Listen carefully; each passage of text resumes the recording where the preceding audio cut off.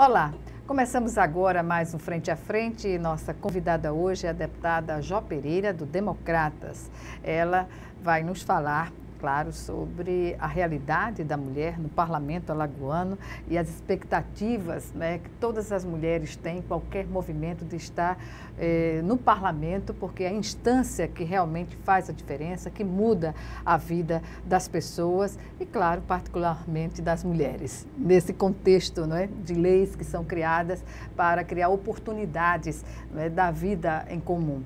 Vamos falar também sobre outras atividades, a ação parlamentar propriamente dita da deputada.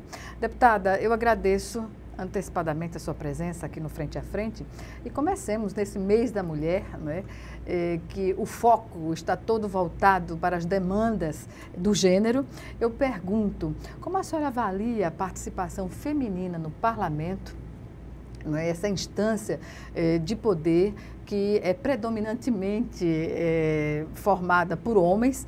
Isso é histórico no parlamento no Brasil, seja nas câmaras municipais, nas assembleias legislativas, na Câmara Federal, no Senado, enfim. Como avaliar esse contexto?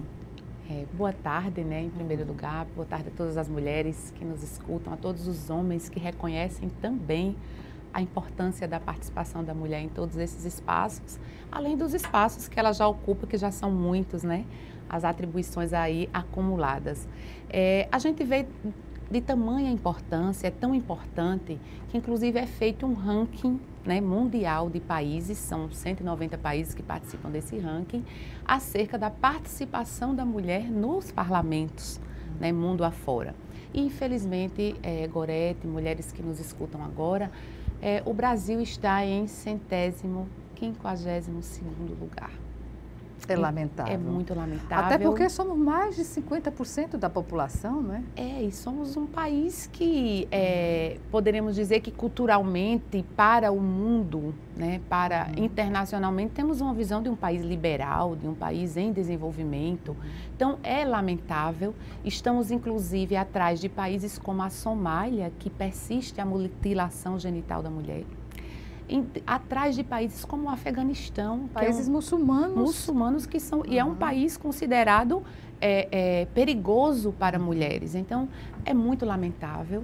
Nós precisamos identificar, e já identifica-se, né, os cientistas e as cientistas já identificam a origem dessa baixíssima representação da mulher no parlamento. E por que isso é medido? Justamente pelo que você falou, pela importância do parlamento.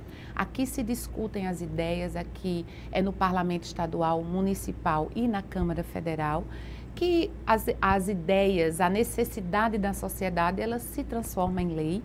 É o Parlamento que discute o orçamento, que é executado pelo Executivo, né? Então, as prioridades de políticas públicas, a necessidade de investimento, elas estão traduzidas no orçamento público. Tudo passa pelo parlamento. Tudo passa pelo parlamento. A fiscalização da atividade do executivo passa pelo parlamento. Então, assim, é de grande importância a participação da mulher no parlamento. Nós precisamos incentivar, né? Precisamos, além de incentivar, nós precisamos mudar a estrutura existente para que possibilite a participação dessa mulher na política. E também, só para finalizar o tópico, eu gostaria de pontuar que a participação da mulher no parlamento no Brasil ela é muito baixa, mas nós poderíamos também dizer que até pouco tempo, até nos dias atuais, a participação da mulher também é muito baixa na estrutura do judiciário, na estrutura do Ministério Público, na estrutura dos conselhos, nos todas as espaços instâncias de decisão. Não é? A participação da mulher é ínfima, é irrisória. Nós precisamos aumentar. A escolaridade já aumentou, a participação no mercado de trabalho já aumentou, embora com essa diferença ainda, né, injusta de salário, de ganho, mas ela vem aumentando ao longo do tempo. Nós precisamos dar asas, galgar espaços, né, muito mais. Exatamente. Deputada, essa representação feminina, que ela é baixa no parlamento e em outras instâncias de poder, mas eu vou focar agora na questão política, nasce, na verdade, na composição, não é? na vivência dos partidos, que não só utilizam a cota destinada a mulheres para representação no partido, mas não só faz isso, mas também não incentiva na prática as candidaturas femininas, não? Exatamente. A estrutura político-partidária existente no Brasil hoje, ela é extremamente machista, em primeiro lugar, pela própria direção dos partidos. A maior parte dos partidos são presididos por homens, né? E o maior quadro é justamente feito pelos homens. E, além disso, nós temos uma distribuição injusta daquilo que importa em uma campanha eleitoral. Então, não é apenas a participação da mulher no processo eleitoral, que hoje é garantida por lei, né? A legislação eleitoral garante e até exige a participação dessa mulher, mas isso não é suficiente. Nós sabemos que para um processo eleitoral é necessário recursos financeiros. O financiamento da campanha então, é quase zero, é baixíssimo. Né? Antes até de vir aqui, eu li uma reportagem da Folha de São Paulo que fala justamente isso. Sem tempo, sem dinheiro, sem voto. Era o texto, era o quadro que se apresenta. O quadro que se apresenta, né? O jornalista da Folha de São Paulo colocando que o partido que mais investiu financeiramente em candidaturas femininas foi a Rede, que não chegou a 10% dos recursos, e os outros partidos ficaram entre 0, alguma coisa por cento até 2, 3%. Que é uma contradição imensa, né? Exatamente. Então, você não investe recursos, logicamente você não vai ter uma divulgação da pauta feminina, você não vai ter um convencimento, né, em termos de propaganda político-partidária. E também o tempo da própria propaganda não é distribuído de maneira que faça com que as mulheres se sobressaiam na mídia, mesmo que seja na mídia financiada com recursos públicos, que é na mídia partidária, a mídia política partidária. Pois é, e contrariando essa baixa participação, digamos, representação feminina no parlamento, são as mulheres que movimentam os partidos, as bases, as articulações, são elas que impulsionam os partidos. É uma contradição terrível essa falta de reconhecimento. Na prática, né, Gorete, as mulheres que nos ouvem, na prática nós sabemos que as organizações partidárias, elas são não capitaneadas, mas organizadas, executadas por mulheres. Mais mulheres. Né? Então, por muito mais mulheres, nós temos uma capacidade de mobilização muito maior, nós temos uma capacidade de organizar eventos, organizar estruturas e até mesmo organizar a pauta para o homem, né? Então, assim, às vezes muito me entristece quando a gente vê mulheres estritamente incentivando candidaturas masculinas. Não, nós precisamos incentivar candidaturas femininas e não só incentivar, mas apoiá-las. Né? Isso é muito importante. Eu espero que nessa renovação agora, né, nas eleições de 2018, nós possamos ter uma representatividade muito maior aqui na Assembleia Legislativa de mulheres. Que já foi maior do que a atual. Inclusive, um próprio estudo do Tribunal Superior Eleitoral mostra que de 2004 para cá, para as últimas eleições agora em 2016, nas eleições municipais, nós tivemos um aumento no número de candidatas por força da legislação, mas nós tivemos um aumento no número de candidatas que sequer tiveram voto na eleição. Então, o que demonstra de forma patente o desconhecimento e também a utilização de nomes apenas para cumprir o percentual exigido pela legislação. E, além disso, e em contrapartida, apesar do número de candidatas ter aumentado, diminuímos o número de mulheres eleitas. Infelizmente. Infelizmente. Porque qual o diferencial de estar uma mulher nessa instância de poder? Como a senhora classificaria? A senhora que tem essa vivência diária. Porque não é fácil, exige sacrifícios, né? Uma ação parlamentar constante e a mulher se dividir entre a casa, os filhos, o marido, a família e a ação parlamentar é uma jornada triplicada, eu diria, não? Ou mais, né? É muito árdua, né? É árdua, mas é prazerosa ao mesmo tempo, porque ser mãe é da nossa natureza, ser mulher também. Então nós precisamos saber equilibrar. O que eu acho mais importante nesse contexto é que hoje, diferente da luta de mulheres há muito tempo atrás, que era mulheres lutavam pela conquista dos direitos. Sem pensar, e quando na luta por essa conquista, as mulheres não pensavam se elas iam acumular, elas tinham certeza que iam dar um jeito para conseguir executar todas essas tarefas, como estamos dando até hoje. Né? Mas isso está ficando muito pesado para a mulher, né? E acho que a discussão passa por aí. Nós precisamos discutir a divisão das tarefas domésticas, a responsabilidade na família é extremamente necessário. Que nós possamos também ter a consciência de criarmos os nossos filhos, né? Os filhos das mulheres de hoje, para um futuro muito melhor. Compatibilizar, compatibilizar essas dificuldades, compartilhar com eles. Exatamente. Né? Com a família, necessidade de também o homem estar presente dentro do cuidado da família, do lar, dos filhos, dividir preocupações que são eminentemente hoje femininas, né? Hoje pouquíssimos... Mas está mudando. A juventude está dando essa demonstração, essa lição. Com certeza, de que é possível. Pois é. As minhas filhas, por exemplo, compartilham com seus maridos essa tarefa. E eu acho uma lição realmente para a geração que passou. Exatamente. Eu, graças a Deus, tenho o privilégio de compartilhar com meu esposo. Né? Isso é uma das coisas que me ajudam no exercício do parlamento, é compartilhar com ele as responsabilidades dentro da família. Dá uma tranquilidade, não é, deputada? Deixa a mulher mais tranquila. Isso não faz do homem menos homem, ao contrário. Ao contrário, faz do homem um ser, além de homem, um ser humano, né? Digno de respeito, de reconhecimento, exatamente, de elogio. Pois é.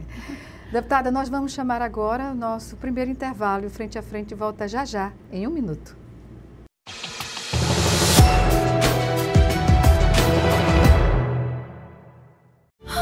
O que é urgente para você? Para muitas famílias, a prioridade é não morrer de frio. Eu agradeço todo mundo que está doando os cobertor por causa do frio, né? Para esquentar meus filhos, principalmente, né? Quando a LBV chamar, diga sim.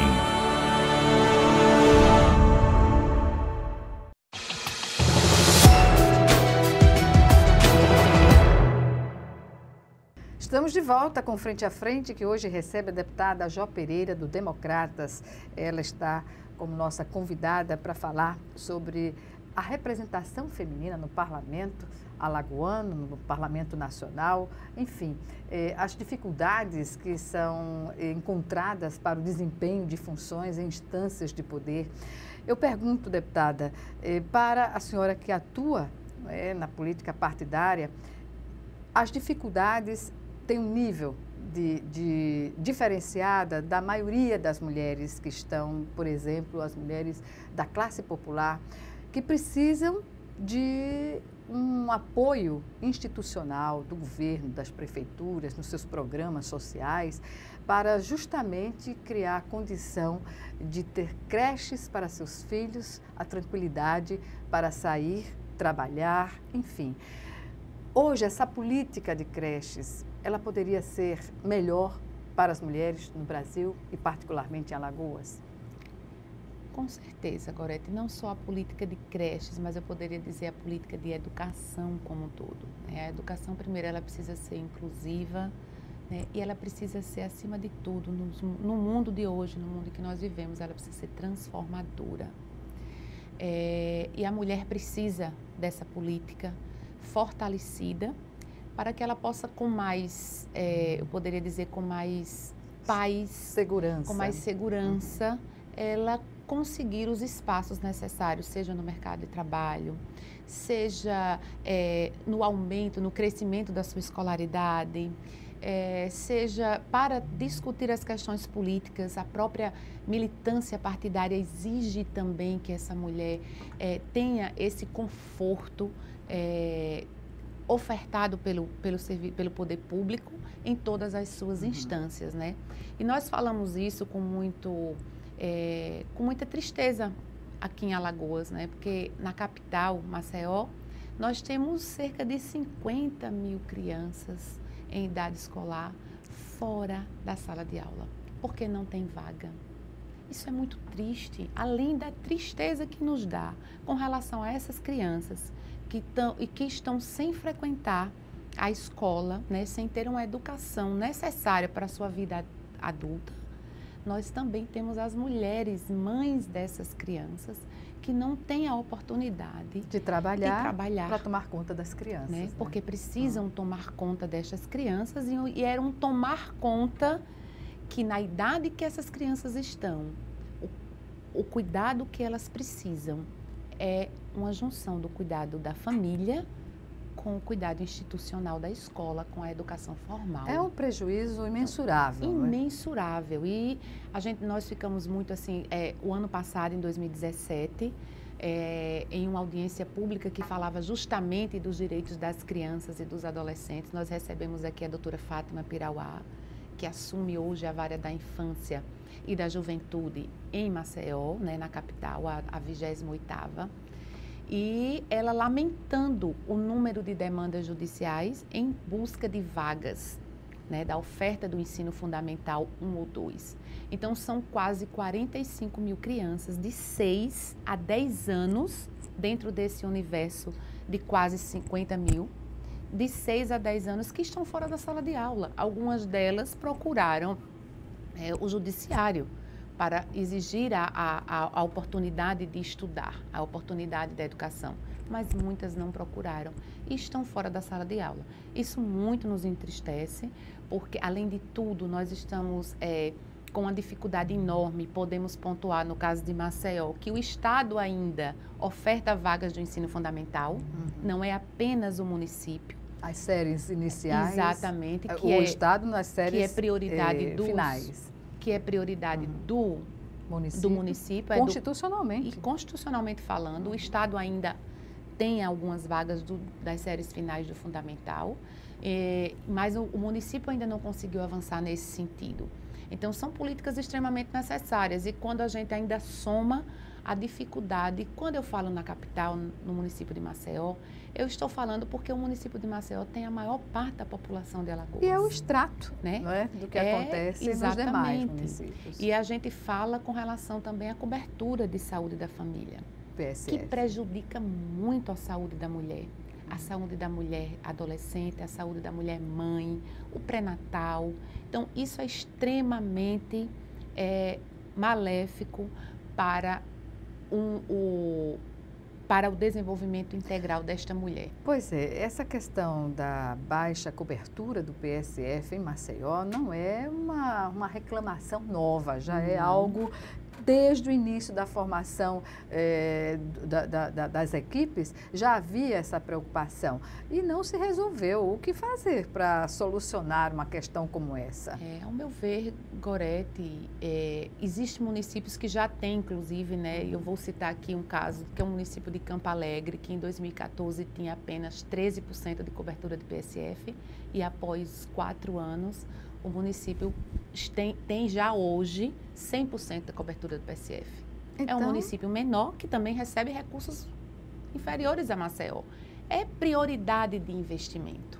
É prioridade, quais são as políticas públicas prioritárias. Então, eu acho que é muito caminhar por aí. O orçamento da saúde, a gente sabe que constitucionalmente existe um piso, que é 12%. Isso que a gente vem falando também com relação ao Estado. Então, o investimento em saúde, piso, é 12%. Mas nós precisamos, no patamar que o Estado de Alagoas está hoje, municípios e Estado precisam investir mais de 12% na saúde.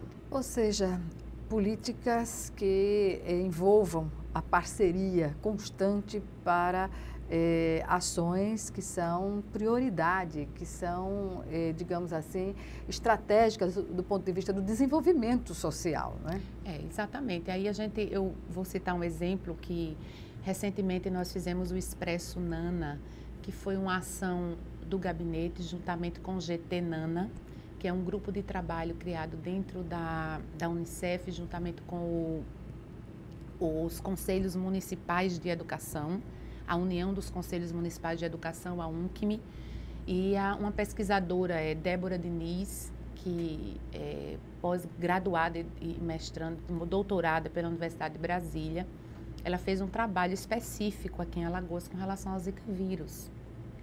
E nós fizemos, e foi detectado que muitas crianças, embora portadoras da síndrome congênita do Zika vírus, não foram detectadas na avaliação inicial. E nós fizemos o Expresso Nana, juntamente em parceria com o Hospital Elvio Alto, e nós detectamos algumas dessas crianças. Desculpa. E dentro desse contexto, eu encontrei uma mãe que sequer sabia o que era um ginecologista. E ela mora, não é no sertão, no município distante, longínquo, não. Ela mora aqui, na capital Maceió. Em Maceió. Eu perguntei, porque nessa oportunidade foi ofertados os exames da criança e para as mães também. Atendimento ginecológico, citologia, ultrassonografia, colocação de DIU. E aí eu fiz um questionamento a essa mãe se ela tinha passado pelo ginecologista. E ela me perguntou, o que é isso? Que absurdo. Né? E ela mora na capital. Pois é. Deputada, falemos agora sobre a questão da segurança da mulher, não é? Eu li no jornal dados oficiais que indicam 76 casos de feminicídio nos últimos 3 anos aqui em Alagoas. E a gente sabe que este número está subestimado. Não representa a realidade dos números, porque as famílias não têm o hábito de assumir, digamos assim, essas denúncias, né? É muito difícil encontrar, são relatos das delegadas da mulher, da polícia, enfim, da justiça, que o maior desafio ainda é fazer com que as mulheres denunciem, ou as famílias dessas vítimas, mulheres, também façam a denúncia contra os agressores. Nesse universo, o que dizer das políticas públicas que estão sendo desenvolvidas? A violência sexual, né, o abuso sexual, a violência física também contra as mulheres, ela é um delito, é um crime que permeia não só a população de baixa renda, mas toda a sociedade. E não é um problema só de Alagoas, não é um problema só do Brasil, é um problema mundial. E aqui, na nossa realidade, hoje, no ano de 2018, nós podemos dizer que estamos passando pelo Dia Internacional da Mulher, vendo mulheres poderosas, inclusive, né, levantando o tom da voz e dizendo que basta. Atrizes que foram vítimas de violência sexual, de abuso sexual. Então, nós precisamos seguir esse caminho e mostrar às nossas mulheres, às nossas amigas mulheres, às nossas companheiras, que elas precisam quebrar esse silêncio. Mas isso só vai acontecer, principalmente diante do quadro da baixa escolaridade que nós temos e da dependência econômica e financeira, né, da mulher para com o seu parceiro, que é importante ressaltar que a maioria desses casos de violência e de abuso são cometidos por pessoas amigas, por pessoas próximas a esta mulher. E grande parte, é um percentual inclusive muito alto, é de crianças, meninas que são abusadas e violentadas. Muitas vezes as próprias mães não prestam a devida atenção, ou às vezes são omissas com relação a esses casos. Então, muito nos entristece. Isso precisa ter um aparato muito forte do Estado apoiando essas mulheres para que elas tenham segurança, segurança emocional, segurança psicológica e, acima de tudo, segurança financeira de denunciar o agressor. Pois é, essa questão de denunciar o agressor, que foi também objeto da novela da Rede Globo, que mostrou como a mãe, fora de casa, tendo que trabalhar, deixando a filha, foi justamente uma presa, a criança tornou-se uma presa fácil, né, para uma pessoa que está acima de qualquer suspeita. Cumpriu-se um papel, a literatura, a dramaturgia, quando mostra casos dessa natureza? As pessoas ficam um pouco indignadas, né, com o que a TV mostra, mas, ao meu ver, a TV mostra o que é real, né, o que acontece. E, às vezes, o que acontece choca as pessoas, porque elas vivenciam aquilo sem perceber que vivenciam, né? Sem perceber que vivenciam, mas eu acho que o papel foi cumprido de alertar. O de alertar que, às vezes, as pessoas que nos são mais caras, que nos são importantes, elas cometem erros e esses erros precisam ser reparados, corrigidos e, acima de tudo, contados, não silenciados e escondidos. Pois é, deputada, eu falei sobre o feminicídio antes, toquei nesse assunto, e que remete também a outras agressões que não chegam à morte das vítimas, das mulheres vítimas, não é? Desse crime hediondo.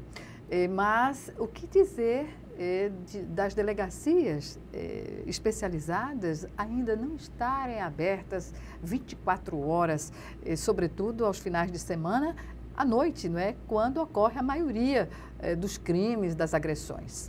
Nós colocamos, e ainda com relação ao feminicídio, o que existe ainda é uma deficiência da própria estrutura do Estado em identificar o que é feminicídio, né?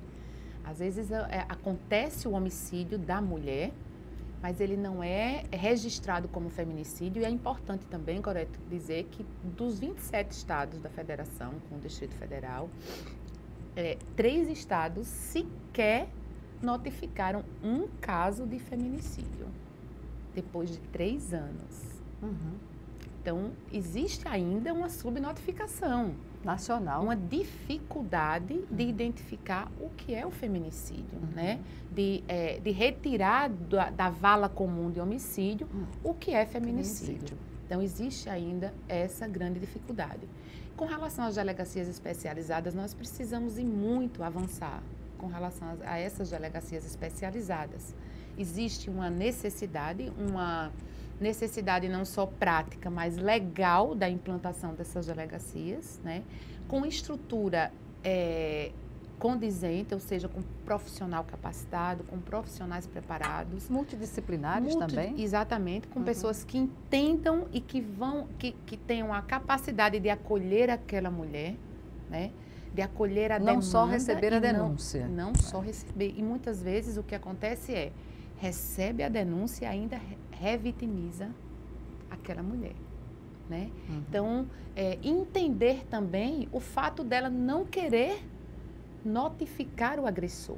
Precisamos também avançar no sentido de tratar o agressor, de tratar este agressor, de educar este agressor, né? Porque senão nós vamos estar sempre repetindo a mesma violência se ela não for devidamente notificada. Então, nós precisamos ampliar essa rede de atendimento, não só com relação às mulheres. E aqui eu vou um pouco mais além. Nós precisamos também ampliar a rede de atendimento especializado às nossas crianças e aos nossos adolescentes, né? Então, a criança que é vítima de estupro, a rede de atendimento é ínfima. É ínfima, mesmo que ela seja do sexo masculino. E a incidência é altíssima. Altíssima. Muitos são os casos de homens, de meninos, que são abusados sexualmente, violentados e que não têm. Recentemente eu participei de um seminário dos conselheiros tutelares do estado de Alagoas e uma das demandas foi justamente essa. Uma criança que é violentada em Delmiro Gouveia, ela tem que vir até a capital, porque a delegacia especializada é na capital. Além da delegacia especializada... Desmembrar esse atendimento. Exatamente, né? Além da porta de entrada, e aí você imagine, eu vou montar o cenário, uma pessoa que mora na capital ela precisa ir até a Santa Mônica para fazer alguns exames necessários. Ela precisa ir ao Hospital Elvio Alto. Isso, vítima de estupro. Ela precisa ir à delegacia, à Santa Mônica, ao Hospital Elvio Alto, retornar à delegacia. Isso é uma via crucis, né? As pessoas até desistem na metade do caminho. Exatamente. Você considere isso tudo feito com transporte público. Impossível. É impossível. É desumano. Então, nós precisamos levar esse serviço mais próximo do cidadão, centralizar em junto a uma delegacia especializada. Exatamente. Né? Esses serviços, esse é o acolhimento que se tem. Né?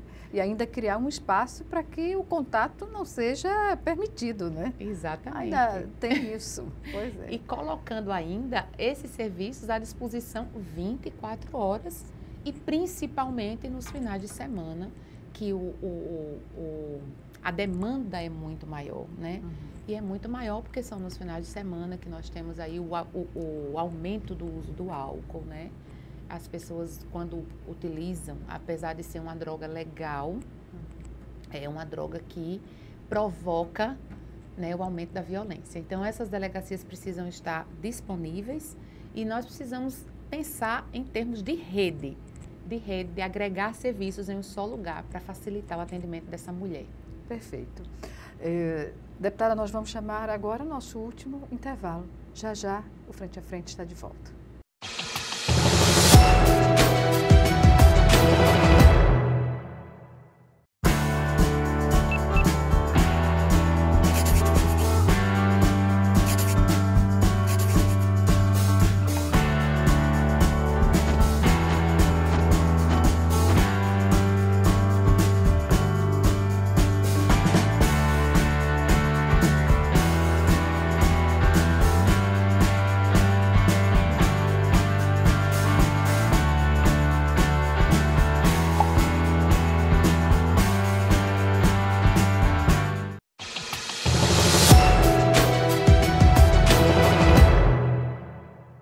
De volta para o último bloco do Frente a Frente, que hoje recebe a deputada Jó Pereira, do Democratas. Deputada, falemos agora ainda sobre esse cuidado com as crianças.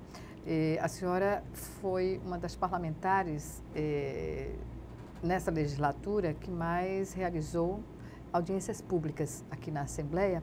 E esse tema da criança esteve também em uma das audiências públicas, intitulada De Olho no Orçamento da Criança e do Adolescente. As audiências públicas são participativas do ponto de vista da representação também, porque ela dá oportunidade da representação do governo, das entidades, do parlamento, enfim. Mas o que fica, digamos, de prático na cobrança ao órgão, ao governo, às entidades, no sentido de trabalhar para garantir esses direitos? Eu gostaria de pontuar aqui, Gorete, a importância dessas audiências públicas. Justamente por ser um espaço democrático, onde a gente ouve todos os lados, né? Eu poderia dizer que ela é tridimensional. Nós vamos ouvir o parlamento, o parlamentar, aliás, ouve, né, o executivo, ouve a demanda da sociedade, o Ministério Público se faz sempre presente, assim como o Judiciário, a própria Defensoria Pública. E algumas dessas audiências que foram elaboradas, muitas delas já tiveram resultados práticos. Isso é muito importante com relação à audiência de olho no orçamento da criança e do adolescente. É uma audiência pública que eu pretendo fazê-la anualmente, porque o orçamento é anual, né? E o acompanhamento da sua execução. Então, desta audiência pública, saiu um fórum, que foi o Fórum OCA, e este fórum sugeriu, já no ano passado, à Comissão de Orçamento desta Casa, uma emenda ao orçamento para que o Executivo, colocando para o Executivo a obrigatoriedade de fazer o orçamento exclusivo da criança e do adolescente, que nada mais é do que retirar do orçamento do Estado o que é investimento nas nossas crianças e nos nossos adolescentes, o que vai nos possibilitar acompanhar de maneira mais efetiva o investimento dessas dotações orçamentárias na prática, porque o orçamento ele é uma perspectiva de gastos. Mas, na prática, nós precisamos consolidar esses gastos nas políticas públicas extremamente necessárias, extremamente prioritárias, que são aquelas políticas voltadas à educação, à saúde das nossas crianças e dos nossos adolescentes, à prática esportiva. Então, o resultado desta audiência pública foi justamente essa emenda ao orçamento de 2017-2018, que nós estamos esperando. Infelizmente, o governo do estado vetou essa emenda e esta casa vai apreciar diante do trabalho que foi feito. Eu espero que todos tenham a sensibilidade de manter o texto original, derrubando o veto do governo, no sentido de permanecer. Afinal de contas, a emenda não destina recursos a finalidades diferentes. Ela apenas impõe a obrigatoriedade de, com maior clareza, seja definido o que é das nossas crianças e dos nossos adolescentes. Então, essa foi uma das audiências. Outra que eu posso citar com muita alegria com relação ao fortalecimento da agricultura familiar. Esta semana mesmo, eu recebi, através da mídia, a notícia de que a Secretaria de Estado da Educação, depois de muitos anos, e eu não estou falando depois de 2 ou 3 anos, o estado de Alagoas nunca comprou a merenda escolar da agricultura familiar. Éramos o único estado no Brasil que não efetuava compras da merenda escolar na agricultura familiar. Na contramão do desenvolvimento do próprio estado. E é uma exigência do próprio FNDE, que quem faz a liberação dos recursos do PENAI. É uma exigência, o próprio Tribunal de Contas persegue isso, a própria Controladoria Geral da União cobra dos municípios e do Estado, mas o Estado, por algum motivo, nunca executou. E agora, recentemente, o secretário de Educação do Estado, Luciano Barbosa, que também é vice-governador do Estado, abriu o processo de compras por chamada pública para a compra de alimentos na agricultura familiar. Além disso, temos o PA alagoano, que na contramão do governo federal, que cortou a compra dos produtos da agricultura familiar através do PA Conab, o estado de Alagoas, PA é o Programa de Aquisição de Alimentos. Então, o estado de Alagoas aporta recursos próprios na ordem de 15 milhões por ano para fazer compra do agricultor familiar. É a mandioca, é o milho, é o feijão, é a laranja-lima, a batata, o inhame, abacaxi. E esses alimentos, eles são ofertados para famílias em vulnerabilidade social, assim como já temos também o programa do leite, que também é uma modalidade de programa de aquisição de alimentos. Então, foi outra audiência pública que surtiu um efeito positivo, que surtiu um efeito prático na vida das pessoas. Há sempre uma polêmica no plenário sobre a utilização de recursos do FECOEP para a construção de hospitais, para destinação que não está, digamos assim, muito explícita nas atribuições do FECOEP. Como a senhora vê essa questão? Explícita, Gorete, ela está. Inclusive, a própria legislação do FECOEP permite a utilização dos seus recursos na área de saúde. Então, a construção de hospitais entenderia-se que é um investimento na área de saúde. Além disso, historicamente, o Estado sempre investiu em recursos do FECOEP, inclusive na aquisição de ambulâncias, desde o governo anterior, desde a existência do FECOEP, que foi criado no governo Ronaldo Lessa, por força da Constituição Federal, a partir do programa Fome Zero, que exigiu a criação dos fundos estaduais. Só que dentro do governo Ronaldo Lessa não foi utilizado os recursos, não foram utilizados. Já no governo posterior, que foi o governo do governador Teotônio Vilela, os recursos foram utilizados para aquisição de ambulâncias, reforma de unidades básicas de saúde, já na área de saúde. E agora nos últimos 4 anos, eu falo do tempo que eu participei do Conselho, os recursos do FECOEP, alguma parte dos recursos foi destinada à construção dos hospitais, também na área de saúde. E como falar de combate à extrema pobreza de uma população doente?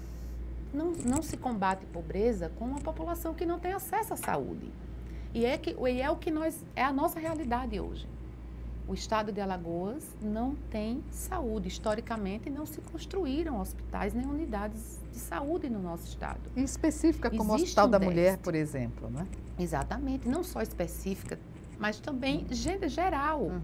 O hospital universitário, que é o HU, ele é o único hospital de média e alta complexidade público do estado de Alagoas. A referência que isso tem, não é? É o único para todo o estado de Alagoas. Não pode o hospital universitário cumprir Ser esse o papel de um único- hospital geral, não é? Exatamente. Então, nós precisamos avançar nesse sentido e, ao meu ver, o FECOEP é um fundo que pode ser usado na área de saúde. Inclusive, na época, foi muito discutido isso dentro do Conselho e eu fui buscar a origem do FECOEP, que foi justamente no programa, lá atrás, no Fome Zero, né? E dentro da concepção do Fome Zero, dentro do Fundo Nacional de Combate à Pobreza, era este Fundo Nacional de Combate à Pobreza que financiou a farmácia básica, a construção das unidades de o que antigamente não eram UBSs, eram postos de saúde da família. Foi o Fundo Nacional que financiou a construção desses postos de saúde da família nos municípios.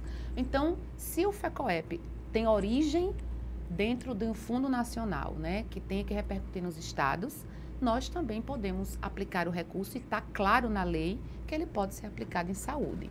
Pode não ser a opinião de quem entende que não pode. Ser Mas- advogado, pois não. Mas legalmente é permitido. Deputada, ser advogada tributarista ajuda na compreensão dessas discussões que são colocadas, sobretudo nas questões orçamentárias? Ajuda muito, não só a especialidade tributarista, mas o fato de ser advogada, né? O direito nos dá a oportunidade de conhecer melhor, né? Não só a legislação, mas as nuances, a origem histórica, né? Das coisas e dos fatos, a metodologia de buscar as fontes, né? E as explicações, as razões e os porquês. Então, claro que a formação ajuda muito e, principalmente, sendo advogada tributarista, a gente compreende melhor, né? A arrecadação do Estado, a maneira como o Estado funciona. Para a gente encerrar, qual é o maior desafio de desempenhar uma ação parlamentar em um ano eleitoral? O maior desafio é justamente conciliar o trabalho legislativo, propriamente dito, da atividade eleitoral. Você precisa conciliar as duas demandas. Eu acho que a população precisa, a sociedade como um todo precisa entender que o período eleitoral, ele é feito para divulgar o que você trabalhou durante o ano do seu mandato.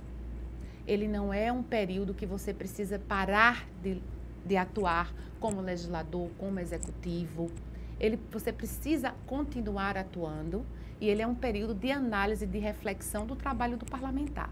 Então, conciliar essas duas vertentes sem deixar de dar atenção para aquilo que você já foi escolhido, que você ainda continua no exercício do mandato que lhe foi atribuído pelo povo e você não pode descuidar disso mesmo durante um processo eleitoral. Eu acho que esse é o maior desafio. Estamos encerrando a nossa entrevista, infelizmente, e eu agradeço a sua participação, deputada Jó Pereira. Algumas considerações?